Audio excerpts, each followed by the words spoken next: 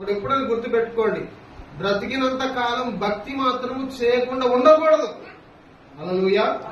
కష్టాలనేవి సహజం, అప్పులనేవి సహజం, బలహీనతలు రోగాలనేవి సహజం.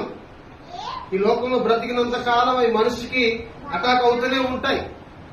దాని గురించి మన భక్తిని పాడు చేయకూడదు. హల్లెలూయా.